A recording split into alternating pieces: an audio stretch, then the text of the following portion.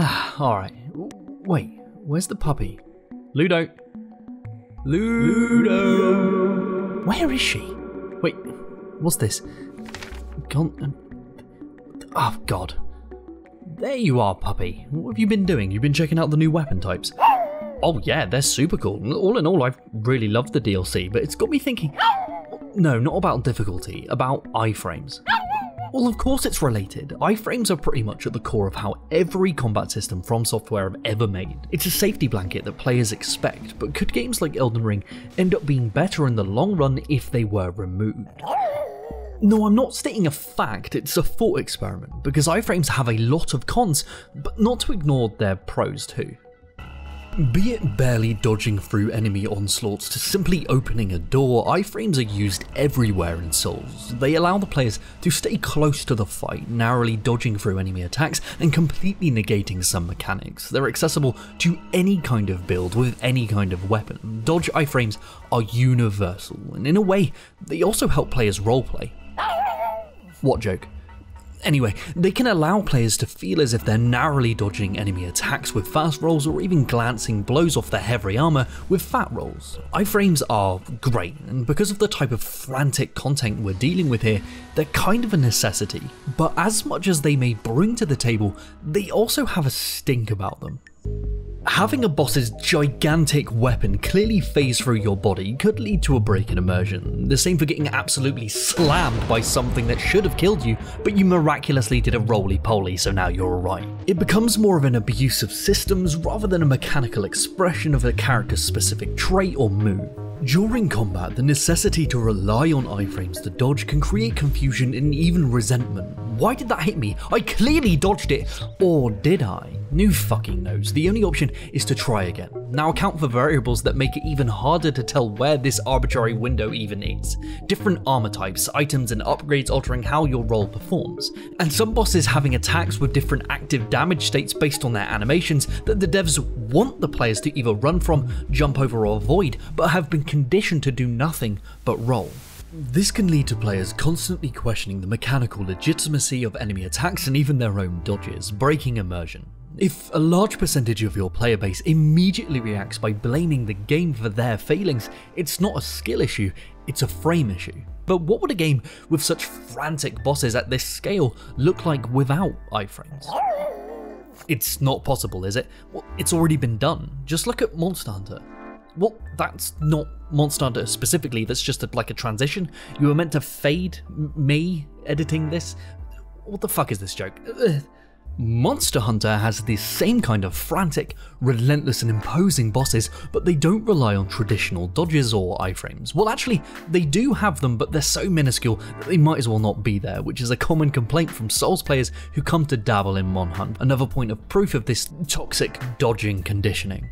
How they get away with having basically no iframes is a few things. First of all, the bosses attack differently. Bosses in Monster Hunter attack in cones. They charge and begin their combos relative to your player's position at the time of beginning their combo, and only slightly track the player's new relative position, allowing for players to quickly move or sidestep out of this cone of attack preemptively. This is completely different from how it works in Souls, where the bosses will actively track the player mid-combo aggressively, which might feel cool and make the fight feel frantic when it works, but this tracking relentlessly punishes the player for mistiming a single input. Monster Hunter is more about avoidance and Souls is all about timing, which is where this frustration and confusion comes from. I never questioned why I got hit in Monster Hunter. The boss was very clearly preparing a cone for me, and the flavour I asked for was fucking pain.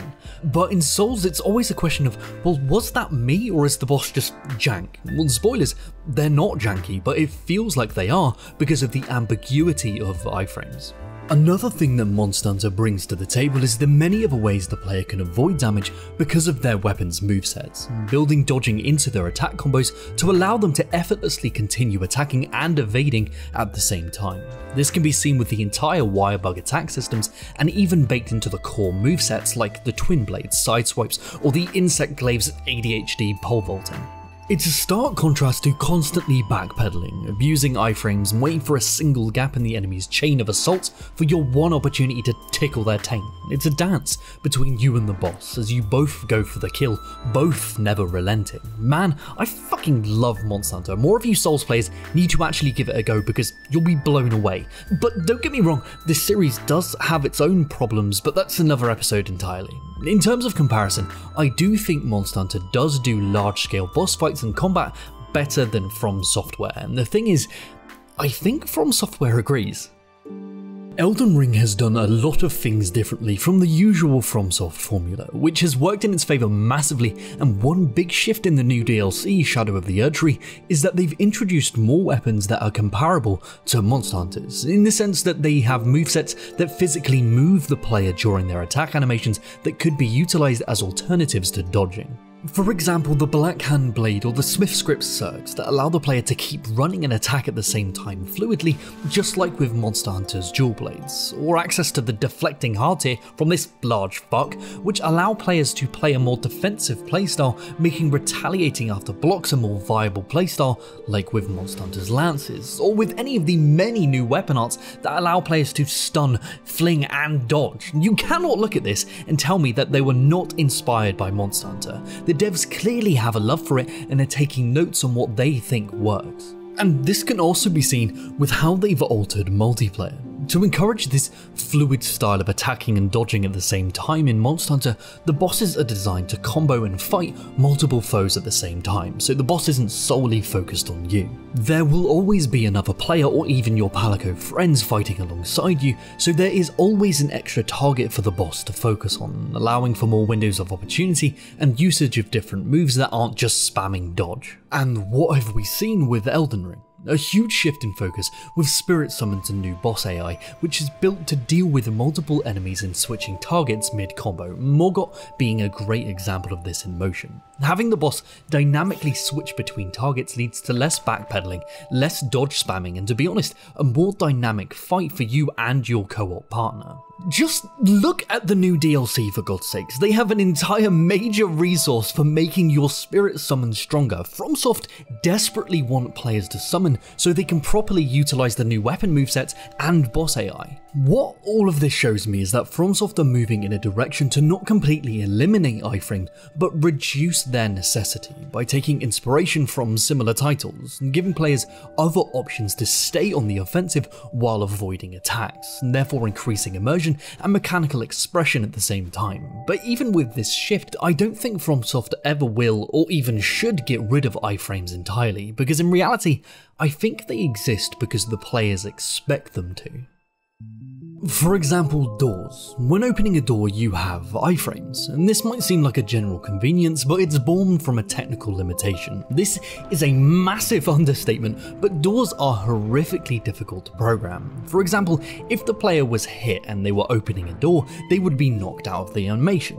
The door would either then have to snap back to being closed to reset that animation, or would need to stay mid-animation state to then be continued at a later date. One of these is jank, and the other one is complicated, needlessly so. So instead, you have iframes to eliminate that issue entirely. Now, could FromSoft use their infinite money and put their resource into fixing this limitation? Yes. Should they? Fuck no, because the players expect it. It would annoy so many people if this convenience was removed, so they keep the limitation born from the game's history because that's what the players are used to. Now, this can be for good or ill. Iframes on door? Thumbs up. Clinging to an archaic summon sign system for multiplayer that barely works just because that's what's been done since day one is, what's the word? Yeah, wank. I'm sorry, I saw red there.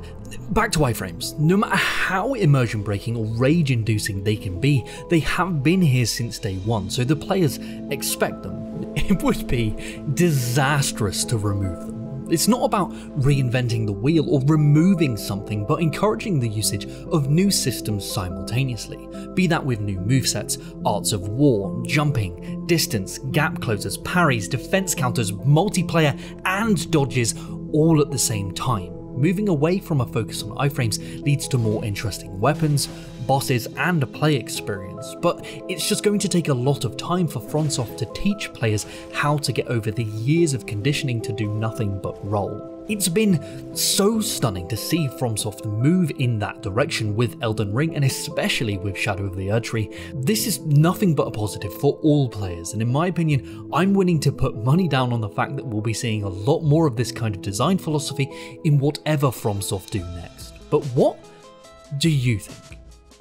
What do you think of iframes? What are some of their pros and cons? And does this shift in weapon and combat design excite you, or does it make you weary? Let us know down below, because we would love to discuss this with you. Right, well, that was fun. I really can't wait to read the comments on this one. Bet they're going to be civil and well adjusted. Oh yeah, if you dig this show, please consider checking out our Patreon to support more dumb deep dives into minuscule mechanics like this. Alright, say goodbye, Ludo. Alright, bye guys. See, a lot of the discourse on difficulty in Shadow of the Erdtree DLCs really got me thinking about boss health, because I honestly think that the only thing in the DLC that seems turbo rough is the bosses in terms of how much health and damage they do. Which is interesting because in the DLC, the bosses are way more equipped to fight multiple players at the same time, like in Monster Hunter, and in Monhun, the bosses have giga health to account for this. Did FromSoft scale the health and damage of bosses to account for spirit and player summons? Interesting food for thought. Oh shit, video's ending. Bye guys.